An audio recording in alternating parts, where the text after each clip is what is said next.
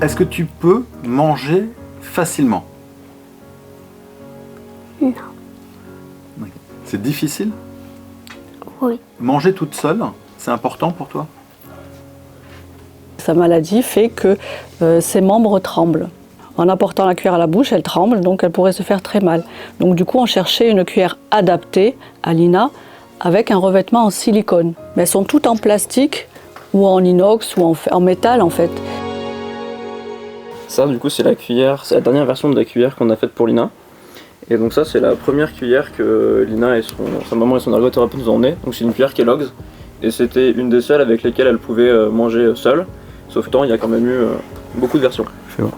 Un peu, on a travaillé la forme, on a travaillé les poignets. Et donc la préhension de Lina a été prise sur en fait de la pâte à modeler. Donc on lui a demandé de venir serrer la pâte à modeler pour qu'on allait en prendre de son doigt, de ses mains. C'est ça de la haute technologie? C'est ça, la technologie, oui. Et en fait, on a évoqué le projet, ils nous ont montré des prototypes.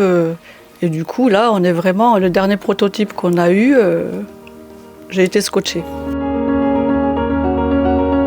En fait, l'impression 3D pour imprimer des choses qui vont être au contact alimentaire, c'est pas optimal parce que l'impression par dépôt de matière crée des couches qui vont faire que les bactéries s'accumulent.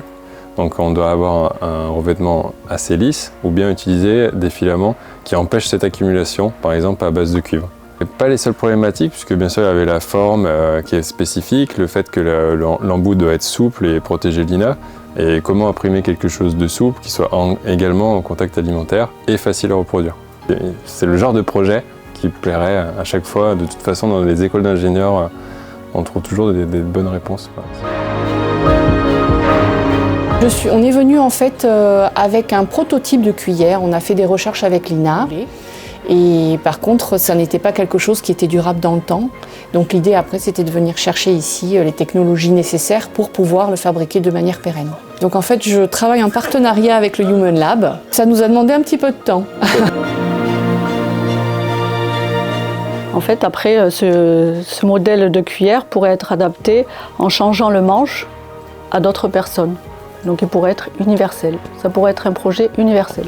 À la fin, quand le prototype sera fonctionnel et validé, tout sera open source, partagé librement, donc on pourra refaire facilement l'embout qui va être générique et la partie manche qu'on va pouvoir adapter en fonction d'une forme scannée. Vous lui avez trouvé un nom? La cuillère Lina. Le Human Lab, ça sert à quoi? Et ben faire des adaptations pour que des personnes en situation de handicap puissent refaire des activités sportives ou de la vie quotidienne. Dès que je rentre dans cette pièce, en fait, ça me donne de nouvelles idées. Donc oui, n'importe qui peut venir nous voir au Human Lab. Si Lina peut un jour pouvoir manger toute seule, c'est extraordinaire, ça serait vraiment extraordinaire. Parce qu'en fait, c'est une enfant qui a envie de faire les choses seule. Donc du coup, je pense qu'avoir cette autonomie de manger seule, ça serait pour elle, je pense qu'elle aurait tout gagné. C'est vraiment magnifique ce qui nous arrive.